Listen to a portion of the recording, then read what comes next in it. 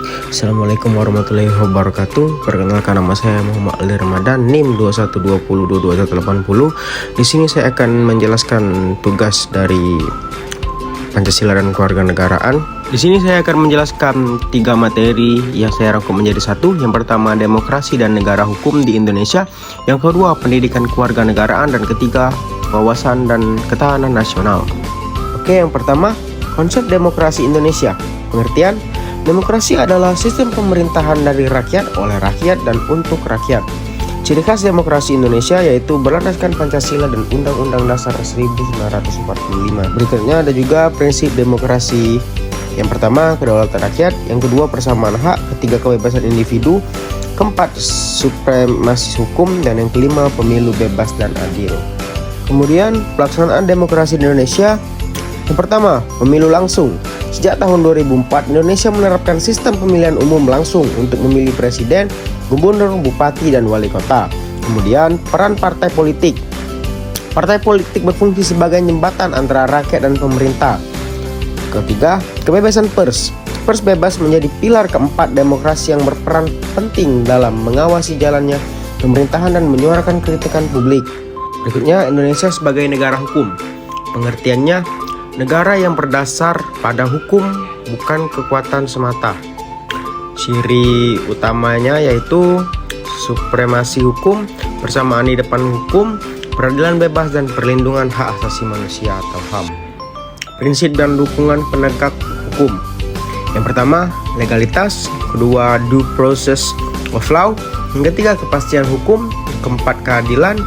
Yang kelima, peran masyarakat, pendidikan hukum, pengawasan publik, dan peran media. Berikutnya, wawasan Nusantara. Wawasan Nusantara adalah cara pandang bangsa Indonesia mengenal diri dan lingkungan berdasarkan Pancasila dan Undang-Undang Dasar 1945 dengan menekankan pada persatuan dalam keberagaman serta kesatuan wilayah. Implementasi berarti bagaimana wawasan ini diwujudkan dalam tindakan nyata pada berbagai bidang kehidupan, khususnya di tengah tantangan global. Berikutnya, wilayah dan ruang lingkup bangsa. Ada 3. Yang pertama, wilayah darat, laut, udara. Kemudian wilayah budaya. Dan terakhir, kawasan strategis nasional. Oke, sekarang ketahanan nasional. Ketahanan nasional adalah kondisi dinamis bangsa Indonesia yang mencerminkan kemampuan dan kekuatan nasional dalam menghadapi segala bentuk ancaman, gangguan, hambatan, dan tantangan, baik dari dalam negeri maupun luar negeri, demi menjaga pertama, kedaulatan negara, kedua, keutuhan wilayah, dan ketiga, keselamatan segenap bangsa. Ketahanan nasional bersifat holistik, artinya mencakup seluruh aspek kehidupan bangsa dan bernegara, dan terpadu, artinya semua unsur saling berhubungan dan mendukung satu sama lain. Sekarang, ancaman ketahanan bangsa di era global. Antara lain yaitu yang pertama, ideologi asing dan budaya barat. Yang kedua, krisis ekonomi global. Kemudian yang ketiga, ada serangan siber. Yang keempat, radikalisme. Yang kelima, bencana alam. Dan terakhir, disintegrasi bangsa. Selanjutnya, hakikat bangsa dan identitas nasional. Yang pertama, bangsa Indonesia lahir dari rasa senasib dan sepenanggungan. Yang kedua, identitas nasional yaitu Pancasila, bendera merah putih, bahasa Indonesia, Bhinneka Tunggal Ika. Oke, selanjutnya, wilayah dan ruang lingkup bangsa. Yang pertama, wilayah darat, laut, udara. Kemudian wilayah budaya. Dan yang terakhir, kawasan strategis nasional. Di sebelahnya, fungsi identitas nasional. Yang pertama, pembeda dari bangsa lain.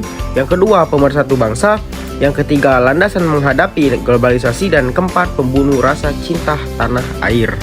Berikutnya, integrasi nasional. Integrasi nasional adalah proses mempersatukan perbedaan yang ada dalam masyarakat Indonesia, baik perbedaan suku, agama, ras, budaya, maupun daerah, ke dalam satu kesatuan bangsa dan negara. Oke, tujuan integrasi nasional yaitu menciptakan stabilitas politik, sosial, dan kesamaan agar negara dapat berkembang secara utuh, damai, dan bertaubat. Berikutnya yaitu pengertian masyarakat dan bangsa. Masyarakat yaitu sekelompok orang yang hidup bersama, penduduk yaitu orang yang tinggal di wilayah negara, warga negara yaitu penduduk yang diakui secara hukum, kemudian yang terakhir bangsa yaitu komunitas yang memiliki kesamaan sejarah dan tujuan.